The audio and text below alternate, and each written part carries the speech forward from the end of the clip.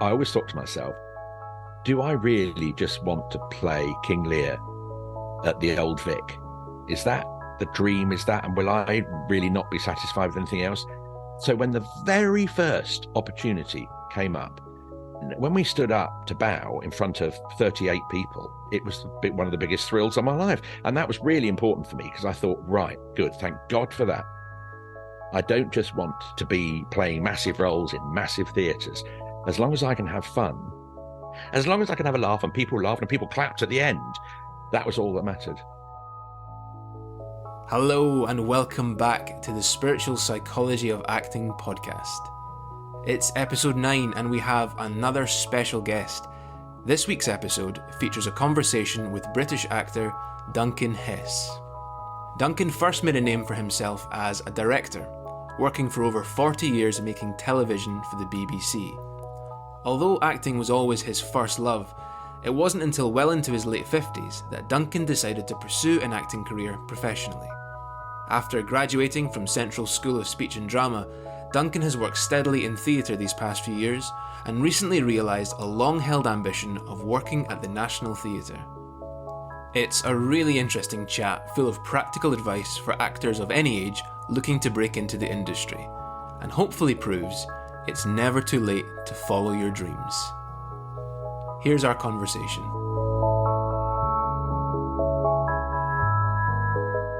Thanks for joining us, Duncan. Pleasure. How you doing today, Duncan? I'm nervous about this. Are you? Oh, why? Yeah. Well, it's weird, isn't it? It's not acting, is it? It's telling the truth. It's me. Isn't the whole point about acting? Ooh, I've got a mask. Ooh, I'm pretending to be someone else so I can hide myself. And now I'm vomiting myself all over you two. Oh, well. Oh, boy. That's a pretty picture. Well, so this episode is going to be all about acting, or coming to acting later on in life, of which you've got a lot to talk about. But in the first instance, I was interested in how you first came to acting in general. So your relationship before you pursued it professionally.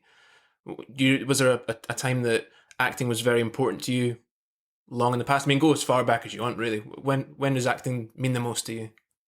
Well, I think it's a very romantic story. I've told it to my friends and they think it's really quite boring.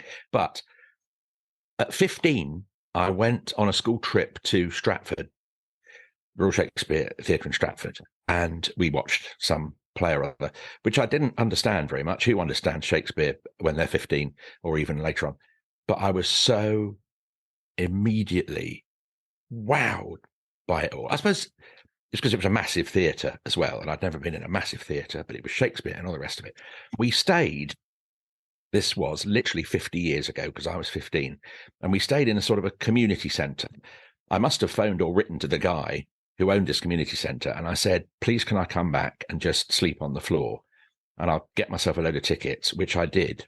About 4 or 5 times I went, bought tickets, especially when there was a matinee.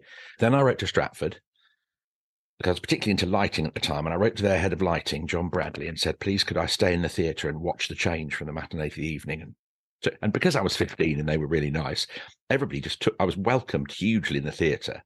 And can you imagine that the guy gave me the keys to the community centre on my own, 15-year-old, there was a bar, for God's sake. So I spent all day and all night in the theatre, went back to this community centre, and this sounds ludicrously impossible, but it was true. There was a record player there with some music, but also there were 2 LPs. One was Laurence Olivier's Fifth, and the other one was Laurence Olivier's Hamlet. So this star-struck 15-year-old boy would sit on his own in his sleeping bag, listening to Larry doing St. Crispin's Day and all that kind of stuff. And it was just surreal, magical, fantastic experience. And I did that for about 3 years. Imagine 15-year-old boy on his own. Just the whole thing was completely bonkers. But it worked brilliantly. And I was just utterly thrilled and obsessed ever since. And I went to see particularly Shakespeare, still not really understanding it. But I think that's the absolute joy, is you don't really have to, you just get it, don't you? Much more recently, the Globe did a festival where they did every one of Shakespeare's plays, but with a different company around the world doing it in their own language.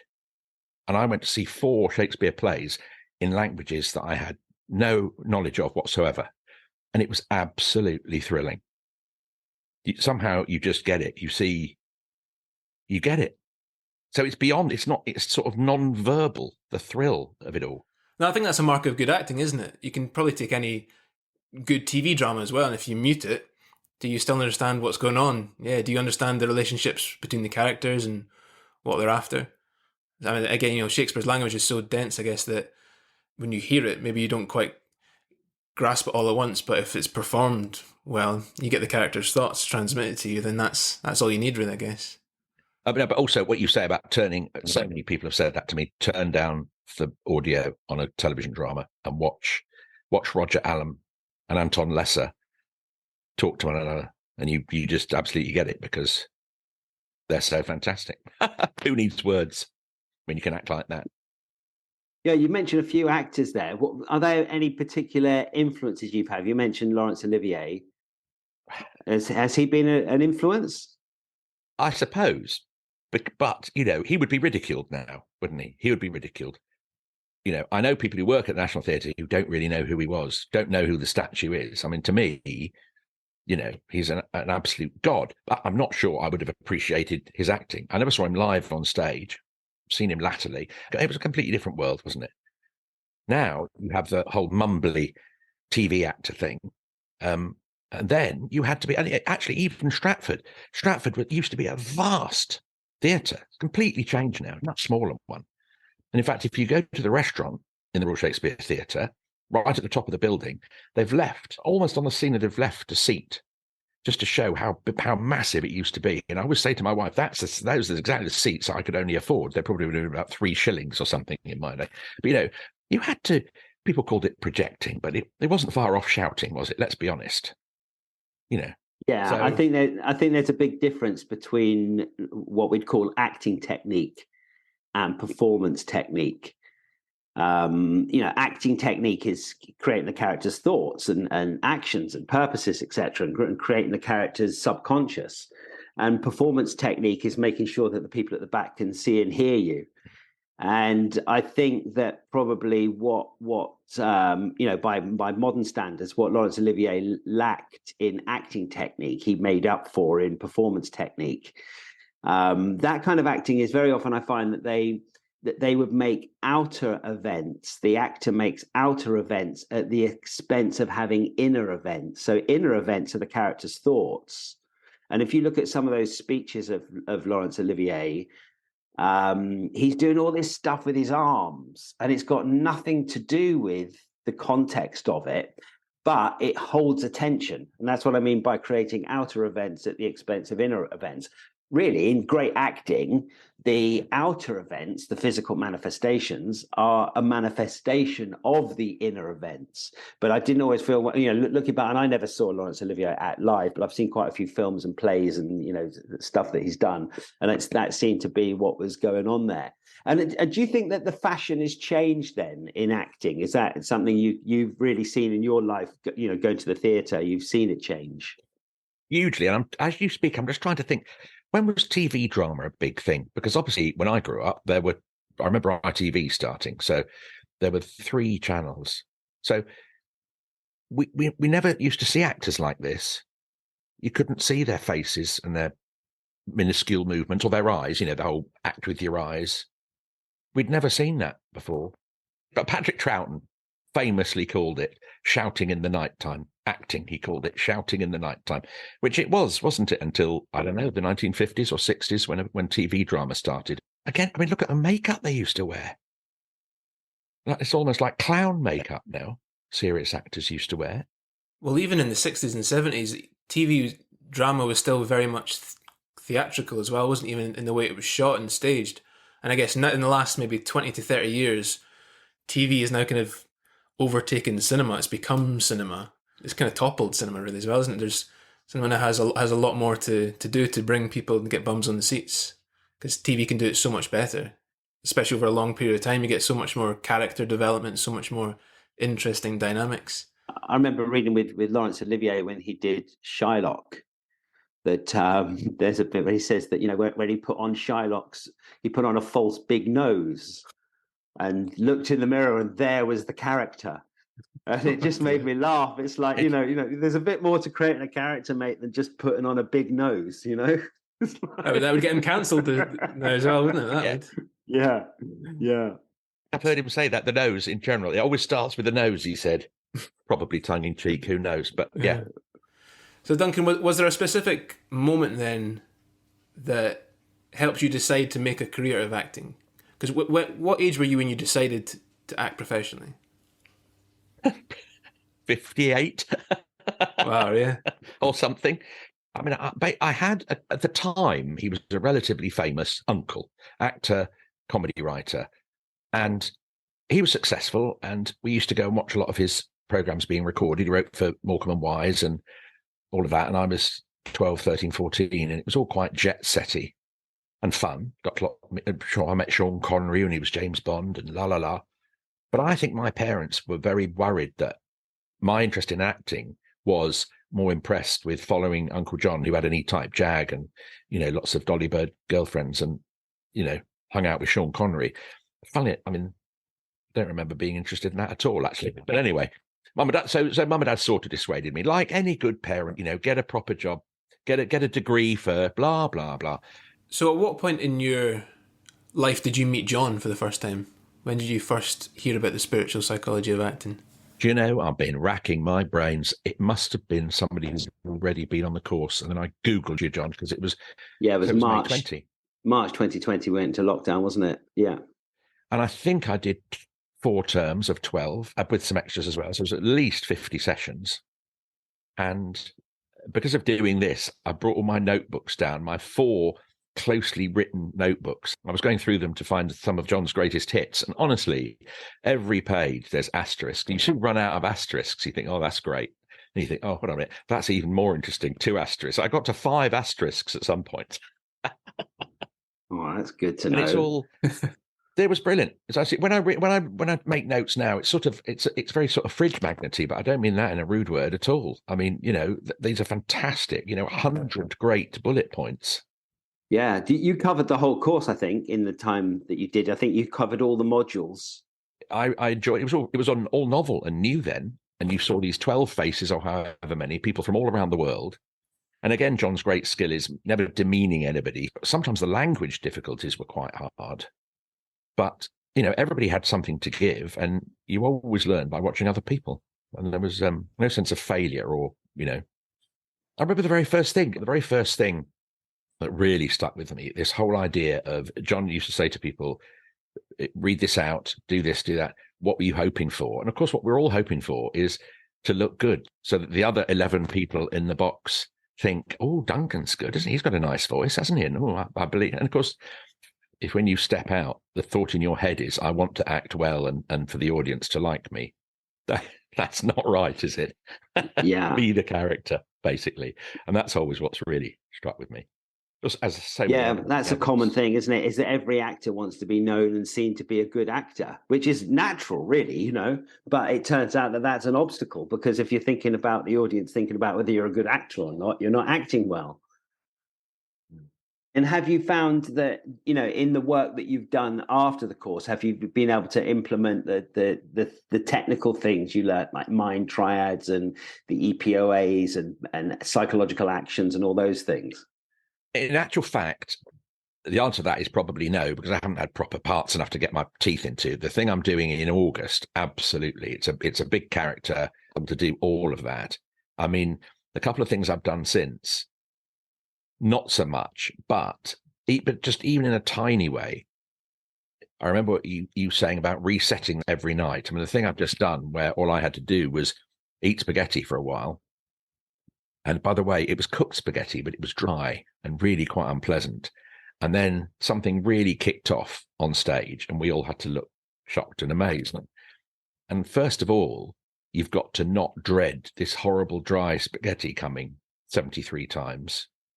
And then, of course, when it kicked off, the shitstorm on the other side of the stage, you knew it was coming, but you had to completely reset your thoughts.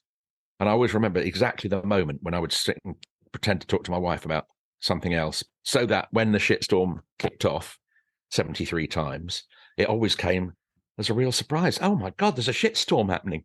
Isn't that amazing? Yeah, well, that's one of the main things in good acting is the ability to act unexpected events. Because really, every moment for the character is an unexpected event. The character Yeah. hasn't read the play, and hasn't been to rehearsals. The actor has, and that's what we call the character's perspective, and that's made up of the events of really the character's desires. So the character's purposes create the character's perspective, and the actor's perspective is made up of the events of the play. So the trick is to deliberately expect something different. I mean, obviously, in the course, we go into this in great detail and the technique of how to do it. But that's in essence, that's that, isn't it? And that's how you keep it fresh. That it's what you want in this moment, knowing as an actor that you're going to get something different. And then that creates a natural surprise. And the audience is like, wow, that just looked completely real. How do they do that? Yeah, that whole notion of unexpected events is so important, isn't it? Because I like reading screenplays a lot, and especially it's very nice if you read a screenplay of a film you haven't seen and then see the film, because you're not already coloured by the experience you have of knowing how the actor played that part. But I always find that whenever I read a screenplay and then watch the performance, you're just instantly struck by how, like you said, John, every single moment of an actor's existence is acting unexpected events. But in film and TV, okay, you know what's going to come and you've got to pretend you haven't, but you've only got to do that 3 or 4 times for a take. Where this was a particularly long run, but this was 73 times, that exactly. The reason we were there was to look surprised. That was our role. We were brought in very late on because he wanted shock and horror from the restaurant diners. So that was all we had to do, but it was fun making it and trying to make it fresh every night. And doing it that many times, hopefully, whenever you eat spaghetti, you don't expect something horrible event to come now. Hopefully, your brain's not synthesized that too much. Run out the restaurant screaming, yeah. Yeah. And also, you used to always say, put your attention to what's immediately in front of you, which is another fantastic help I've found. Whenever I've been worried about anything, particularly when I was at Birmingham, just about to walk on. And that was my first big job, really. So I was quite frightened about all sorts of things. But I just used to think, never mind about that. My music cue's coming up. I am Frank, and I walk on and just, concentrate on what's in front of you. So all these simple things sound, well, they are simple, but they're fantastically helpful. My teacher used to say that a complexity is just a multitude of simplicities. Nice. So Duncan, you trained at Central School of Speech and Drama, is that right? Part-time 1 year, which was brilliant. So what was that whole drama school experience like for you? Did you, or especially, what was the audition experience like? Well, I loved it. I do like auditions, weirdly. I don't know why. I saw Bryan Cranston the other day saying, the attitude has to be, in fact, and of course, John said this as well, about it's what you're offering them rather than what they're offering you, basically, which is a nice mindset. But I've always enjoyed it. I mean, again, you've got to be realistic. At my age, they probably needed an older person on the course, Everyone else is 25. It looks good on the spreadsheet, doesn't it? Old bloke. So was it daunting at any point, the whole drama school experience, or did you just love it? I mean, every time walking in the door, really, you don't know how other people are judging you, and it doesn't matter, does it, how other people are judging you? But I didn't want to be everybody's sort of grandfather figure. That would have been rather tiresome. But equally, I didn't want to be the old bloke who wanted to hang out with the kids, Sometimes we did quite hard movement class one day, and when it ended, the tutor said, I was just asked around, how was that from everybody? And one of the younger women said, oh, well, really knackering. But when I looked at Duncan and thought, well, if he's still doing it, I must be able to do it. So that gave me and I thought, yeah, okay, fair enough. And once also, very late on in Central, when we were preparing for our showcase, the nicest, again, it all comes from a place of kindness. There was a movement director came in, and honestly, she was just astonished that I could get on the floor, stand back up again, she kept, are you sure you're okay? I don't want you to hurt your knees. Are your hips hurt? Are you sure that's all right? Yeah, but the fact of the matter is that there are characters of every age. And therefore, you can enter the acting industry at any age. And there are some advantages of going in later in life, and that's that the pool of actors has shrunk. In their 20s, how many young actors pour out of drama school every year, and they're all competing for the same parts. But then as time goes on and they get into their 40s, 50s, 60s, that a lot of those actors have dropped out of the industry because they've had to get so-called proper jobs, and they've got certain responsibilities, and so the pool gets smaller. And there's also, I think that there's probably an appetite for some fresh faces at that age, because a lot of those actors that are of those ages have been, going since they're 20, and we've seen them over and over and over again. And now there's an opportunity for fresh faces. And I think that it's really important for actors who want to get into it when they're older to understand that the biggest obstacles are in their own head, rather than their physical obstacles. There's many of it is just writing it, and it's a real shame that people would sort of count themselves out or limit themselves or apply some kind of ageism onto themselves in that situation. Absolutely. I'm sure I do that. It's a very strange situation. I went on an open day, well-known drama school. So down I went for the open day, and there we all were in this great big room. And there were loads of youngsters with their parents and all the rest of it. And after about 10 minutes, the tutor came in and said, right, would all the students, potential students, like to come for the walk around?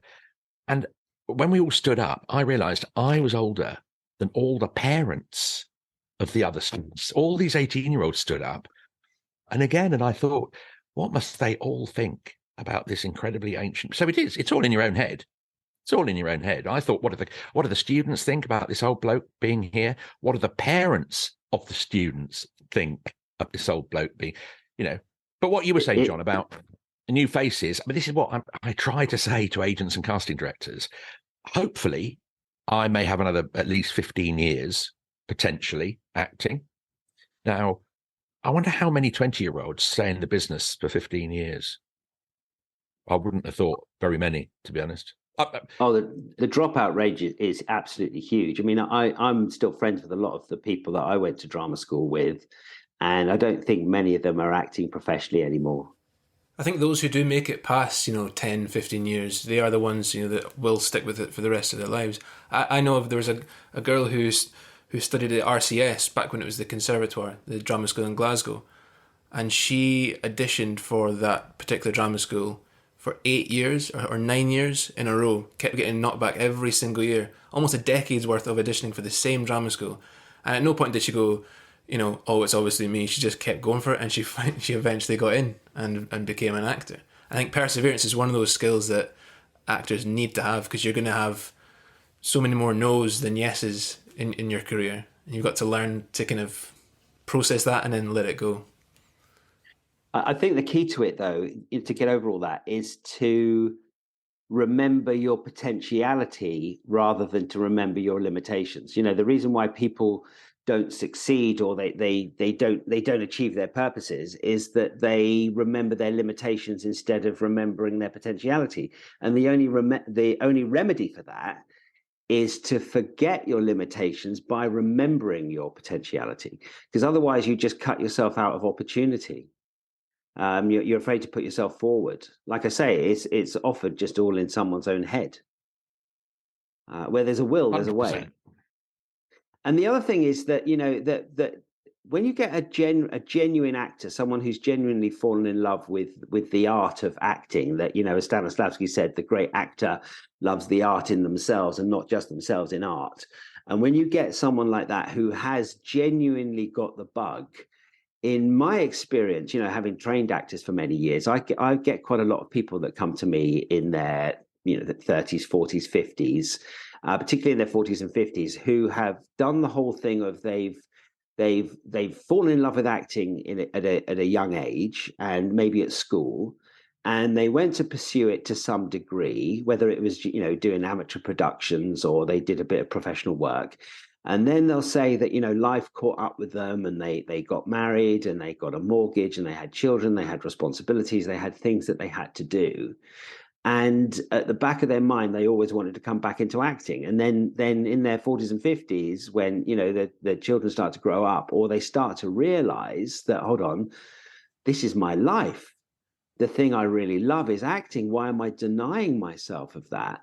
You know, because if somebody has the bug for acting, it just doesn't go away. And it can affect people's mental health if they don't have an expression for it. You know, I've seen people that worked as actors, and they've gone off and become, you know, humanist celebrants and done, you know, weddings and things like that. And it's all about really a performance of some kind. And if there isn't an outlet for that creative libido, it can, you know, I'm serious, it can affect people's mental health. So, you know, if you've got the bug for acting, if you genuinely love it, it's really important to express it, even, you know, even if it's just in an amateur way, joining an amateur dramatics group. But if you've really got the bug, you will go mad if you don't find a way to express it. Well, that's exactly right. I mean, I've been directing for almost 40 years, and what you make me think is I never describe what I want. I always go and perform it. Whatever the situation, acting it out and ad-libbing and performing it. Extraordinary. That's exactly right. But nobody knew. And nobody was watching. And now you're getting paid for it. Yeah, not much, but yeah. So you've worked in a lot of smaller theatres. Like I read an interview that you were in a play at Theatre 503. I've performed there myself. It's a lovely little space. What do you feel that kind of working in those little pub venues has given you? Do you think that those kind of theatres are important? Well, for me in particular, it proved something really important, because I fell in love with acting, thinking about Laurence Olivier and going to Stratford and all that. I always thought to myself, do I really just want to play King Lear at the Old Vic? Is that the dream? Is that, and will I really not be satisfied with anything else? So when the very first opportunity came up, we had a week to do a 15-minute play, new writing at Theatre 503. And I got there, and it's not in the nicest area, and it was above a very noisy, there was some European football on downstairs, and I thought, oh dear, right, is this what acting's all about? Two women and I did this play, which I absolutely loved. And I remember standing in the wings of that minute space. I can't remember, and the audience, is it like 40 they hold or something? About that, yeah. Going on. First of all, I was delighted not to be sick with nerves. Then, classically, I didn't forget my lines, and I didn't walk into the furniture. And then when we stood up to bow in front of 38 people, it was one of the biggest thrills of my life. And that was really important for me, because I thought, right, good, thank God for that. I don't just want, you know, to be playing massive roles in massive theatres. As long as I can have fun. I think I was some old man who died and got eaten by a cat and turned into a cat or something. It was fantastic. But, you know, as long as I can have a laugh and people laughed and people clapped at the end, that was all that mattered. And then I went to Drayton Arms. Oh, my God. I mean, the thing with the Drayton Arms is once you're on stage, you can't get off. There's no backstage. So you just go behind and you're stuck on there for, you know, an hour and 3/4 in the baking heat and all the rest of it. But absolutely thrilling. As long as people clap at the end, that's what it's all about, isn't it? So what was it like then going from those kind of pub venues to then getting a part in the National? Bonkers. It's completely and utterly bonkers. I mean, it's like a town all of its own, like a completely self-sufficient town. They cut my hair, and the lady who cut my hair had just come from the West End, and she said, I've taken quite a demotion to come here. And I said, oh, why have you done that? And she said, because everything here is done in-house. You learn so much. And she was making a wig for one of the understudies, you know, individual human hairs. And it was going to take her weeks to make this wig, which never got worn. John was never ill. So Emmanuel never got to play the part. So the wig never got used, but she'd made the wig. You know, the vast costume department, everybody's there looking after you.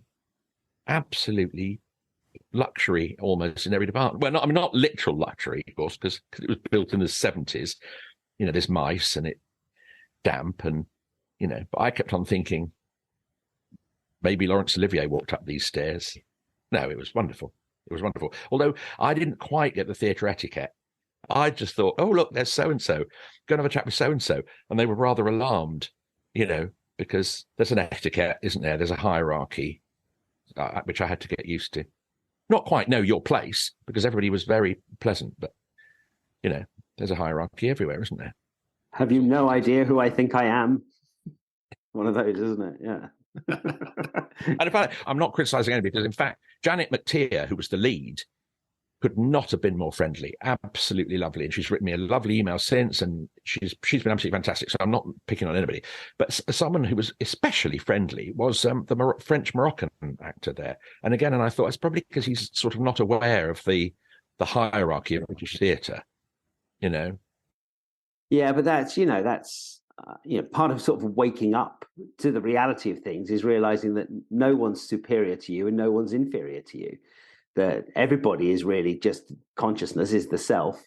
And so just treat people like that. And if people have a problem with that, that really is their problem, isn't it? Yes. And in fact, the stage manager said to me, was it strange to me coming from a career where I was quite senior towards the end? I made decisions. And I don't know how to put this, but I don't sound a complete wanker. People did what I asked. I said, can we move that there? And can you do that? That's what I was the director, for God's sake.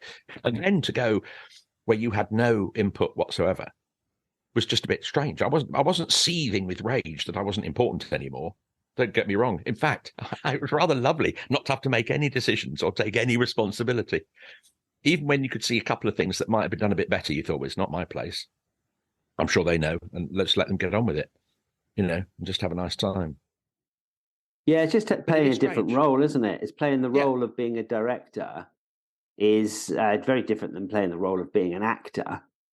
Yeah, I suppose as well, to be an actor, you have to put your director head aside and just serve the production as an actor rather than have control over everything. It's quite a discipline, really, isn't it, to do that? But something that really resonated with me was you used as an example very early on in the course, essentially an example of positive mental attitude. And you said, and this is something you also do brilliantly, whenever you make a point, you illustrate it with a story, which brings it to life and you can immediately relate to. And that is a great, great skill.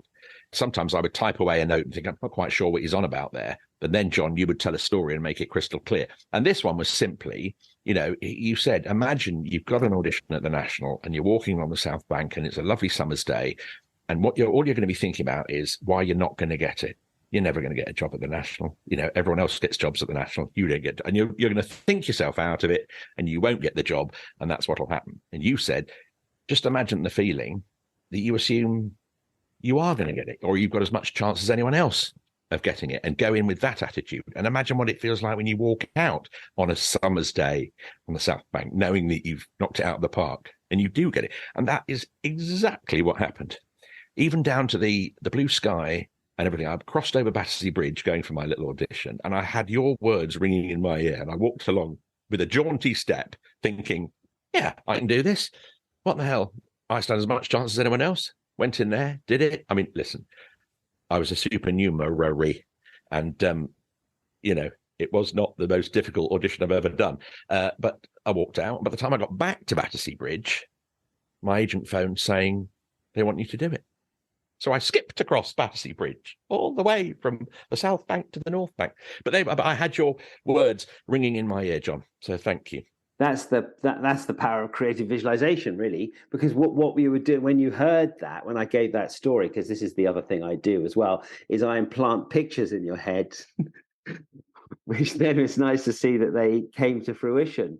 That really, it's the law of attraction in action, what you've just described, down to the blue sky. Yeah. So I don't mind. You're welcome to pay me a cut. It's fine.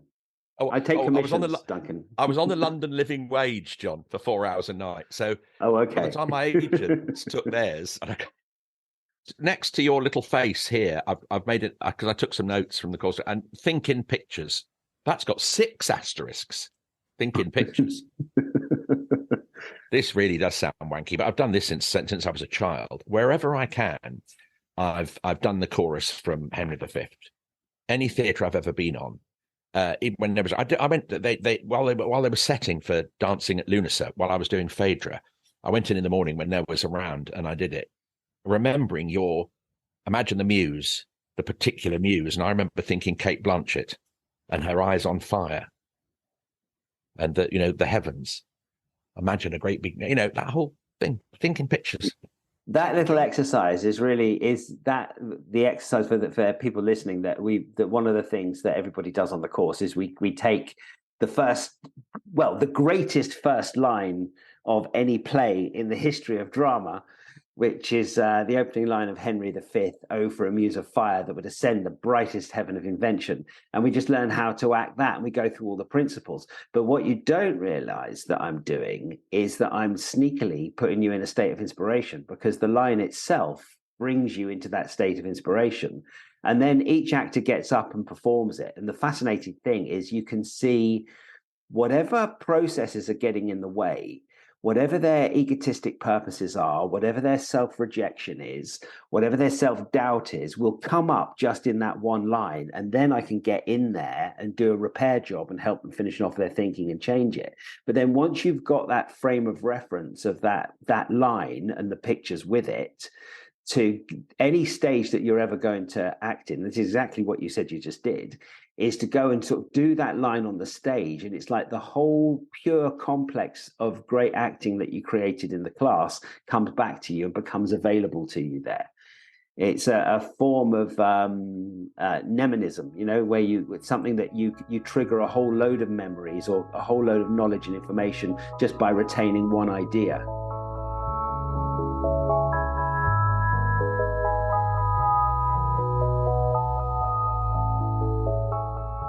If you'd like to get in touch with us, you can do so by emailing podcast@spiritualpsychologyofacting.com. If you have any feedback, thoughts, topics you think we should cover in future episodes, or questions about the spiritual psychology of acting, whatever it is, we'd love to hear from you. The email address again is podcast@spiritualpsychologyofacting.com. You can find it in the description of the podcast. Now, back to this week's episode.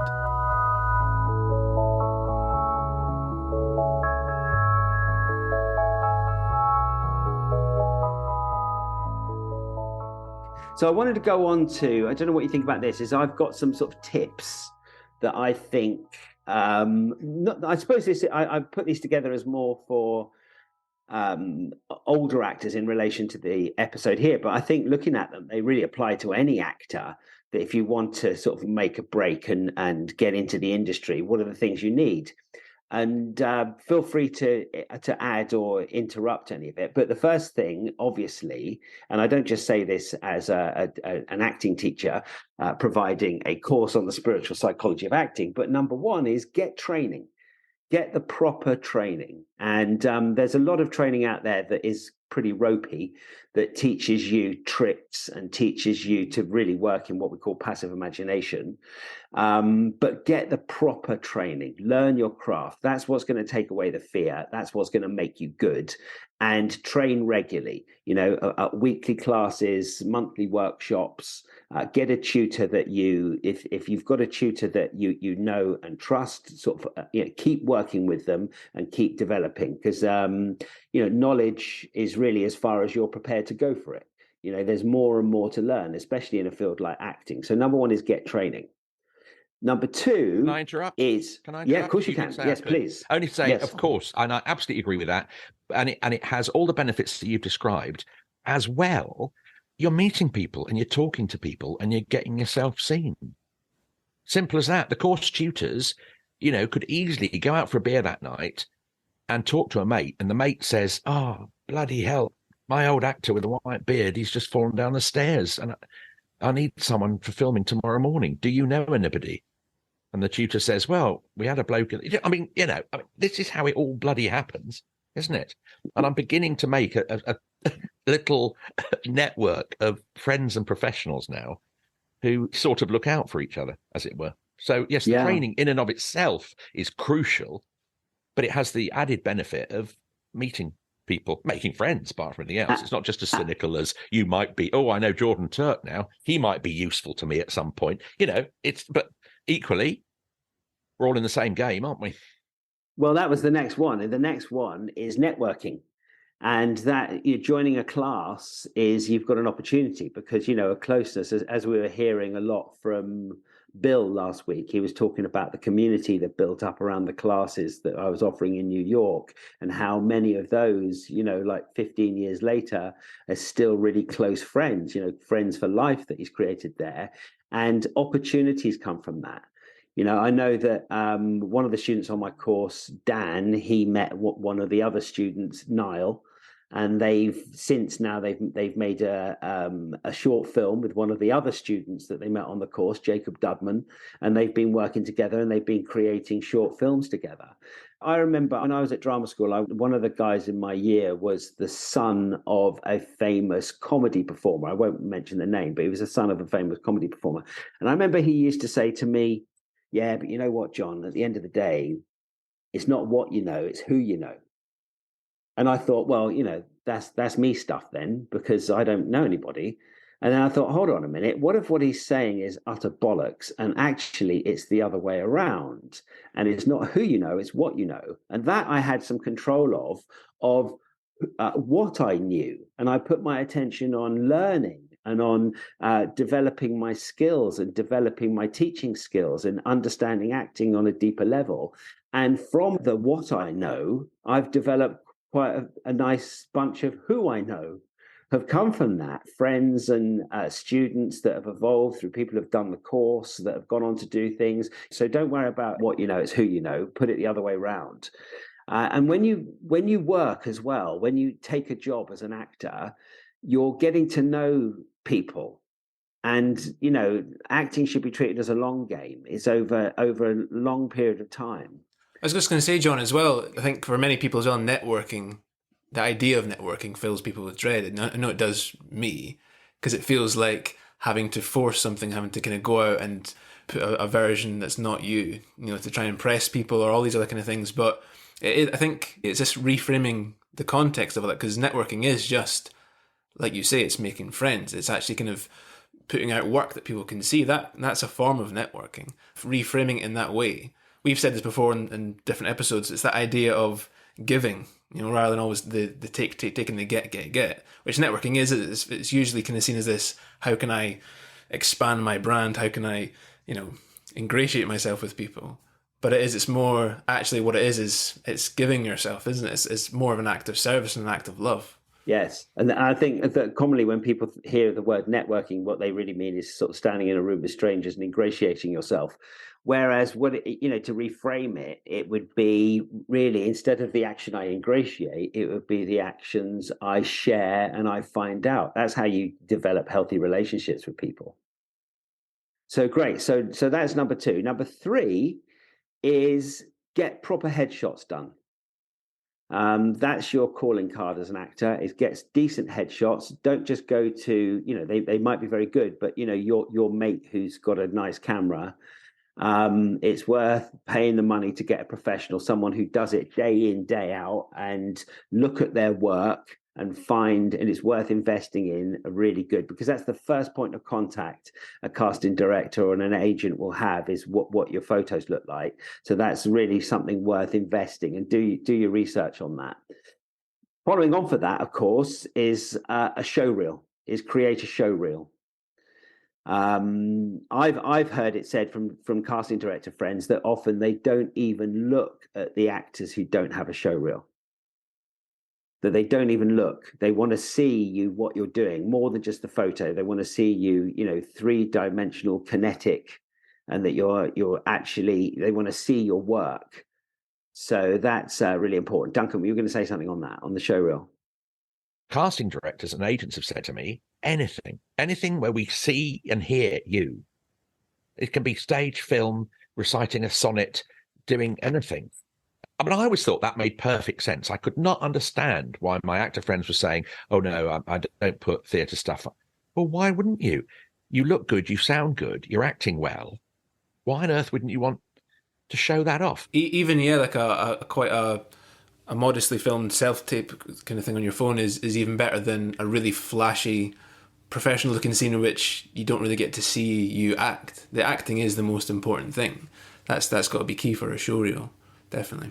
The good, with shooting a show reel is nowadays it can be done quite simply. I mean, I shot a show reel scene for two students recently, and we used these £15 mics that we're using for this, and we used them plugged into iPhones, and the sound quality is excellent. It's not too expensive to get a camera or to know someone who's got a decent enough camera that can shoot in 4K. So you can do literally anything with it. So, the technology is there. It's just be innovative and create some little showreel scenes. And you need, like probably 40 seconds of each scene. If you had 3 40-second clips and you put them together, then that with you playing different characters, that would cover all bases and it'd be a great starting point. Duncan? I really feel this strongly. It's the material that counts. I've seen so many companies advertising, we make show reels, they're nicely shot, lots of depth of field and nicely edited and all the rest of it. But I want to say to people, it's not like my old business, television. We're not interested in the camera work. It's the writing that matters. And you could stick yourself up against a brick wall, couldn't you? I mean, I saw on telly an incredibly moving piece of acting, and I absolutely loved it. It was in the ITV crime series called Unforgotten. And I just tweeted the writer, Chris Lang, please can I record it as a little monologue? I was entering a competition. And he wrote back immediately and said, yes, of course you can, and good luck. And, he was lovely about it. I think that really merits going on to my show reel because the writing was brilliant. I mean, hopefully I delivered it quite well. That would be a bonus, wouldn't it? But, if the writing is brilliant and you can perform it, never mind about fancy 4K cameras and all that stuff. Nothing against these guys. I know guys who run these businesses and they do a great job, but spending an awful lot of money on production values. That's what I'm saying, really. If the material's fantastic and the production values are fantastic, then it's well worth it. Well, I'll let you into a secret. I'm about to launch a new service where I basically I've done this for a few actors, but I'm going to sort of make it more public now, is that what we do is I create a bespoke showreel scene. So 2 actors come to me, or 1 actor comes and I pair you up with somebody. And then we have a detailed conversation about the casting that you're likely to go for. How are you likely to be cast? So helping you as an actor, how are you going to get your foot in the door? And then from that, using my writing and directing skills, I then develop characters and put them in a situation. And the good thing is they could be strangers meeting. So they don't have to have a co-relationship already established with each other. They can be complete, things like counseling sessions or interviews, things like that, or dates are good situations for that. And you put the 2 characters together, and then I start doing some improvisation with them. And then from that, I go away and write a bespoke scene, and then we film it. And we edit it and polish it and grade it. And then you've got a nice bespoke made showreel scene. So that's something that I'm just about to launch. So if there's anyone out there interested, get in touch. And that's a service that I can certainly provide. So the next one is create a website. Obviously, ideally you're on Spotlight, which is a whole other subject in itself. Which is kind of like having a web page, but the other thing you could do is get so you can have a wider selection of show reels, etc., scenes that you've done. The next one is self-produce. So don't sit around waiting for other people. Create your own opportunities. I think any actor should have a project on the go. Whether it's a writing project or a directing project or a theatre project, a good starting place would be, why not develop a short film? Why not develop a 10-minute short and cast yourself in it and give yourself a good part? And that follows on really from the showreel thing. It's doing it in a sort of bigger way, is create your own material, put on a play, self-produce essentially. The next one is develop your own specialist skills. Such things as work on accents, get some singing lessons, join a weekly dance class of some sort, just, not to become a professional dancer, just because you can move better, learn some stage combat, maybe join a martial arts class. So work on developing your specialist skills. The next one, of course, is get an agent. Write to agents, put yourself out there. Yes, you're probably going to get a lot of people that don't bother writing back. Yes, you're going to get people, you're going to get rejections, but all you really need is one agent that you can work with and that's decent and that believes in what you're doing and you can create a relationship with. You don't need 10 agents, you just need one. So it's worth putting yourself out there, and you're never going to know unless you put yourself out there. And then that, following on from that, is approach casting directors. So, casting directors need you. A casting director is as good as the actors they know. So the more actors they know, it's their job to know you. So never be afraid to knock on a casting director's door or send them an email. Well, maybe not knock on their front door at their house. That's a bit intrusive. But send them an email, send them your stuff. And don't be ashamed of it. Don't be embarrassed of it, because if a casting director is any good, they know that they want to know you. They want, when a director asks them for a certain part, that they can make 10 offers for that part, and the director won't know which one to go for because they're all so good. Then the casting director's doing their job properly. So they're my 9 tips for the top for breaking into the industry. Anything that you want to add to that, Duncan or Jordan?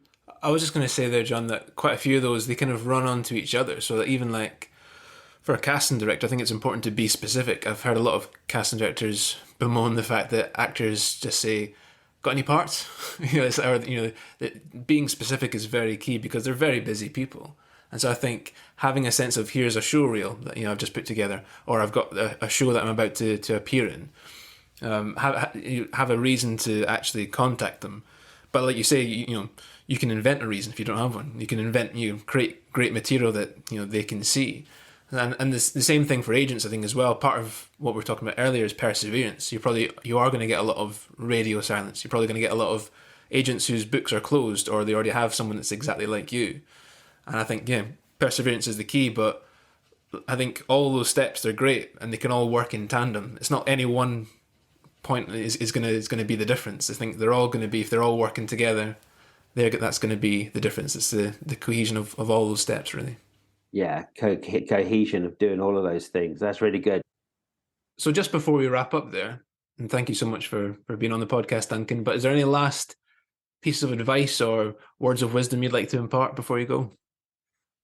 Well, training is everything, isn't it? The only calling card you have is yourself, and the only way you can improve yourself is through training. So talk to John. Learn the spiritual, no, but seriously, I wish I'd brought down as a prop my notebooks full of asterisks, because, it's a fantastic course and I really enjoyed it and I learned tons from it. So, boom. Did we say 75 quid, John, for something? No, but that's lovely of you to say so. Was it 175?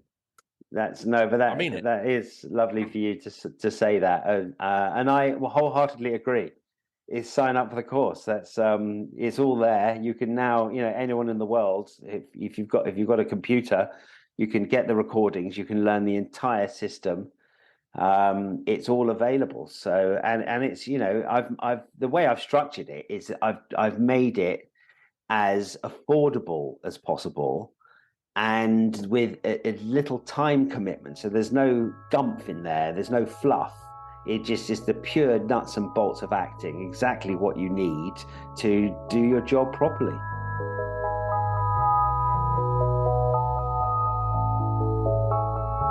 You've been listening to the Spiritual Psychology of Acting podcast. Please join us again next week for what will be our final episode of this current series. We'll be taking a short break after that, but before we go, we will be diving into the fascinating world of human zoology. You won't want to miss it.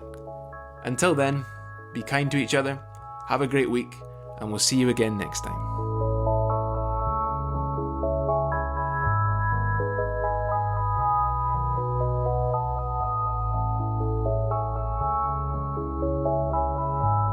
Thank you to Charlie Robinson, she helps with the video editing and artwork for this podcast, and to Omid16B for providing the music. The track is called Love and is available on all streaming platforms.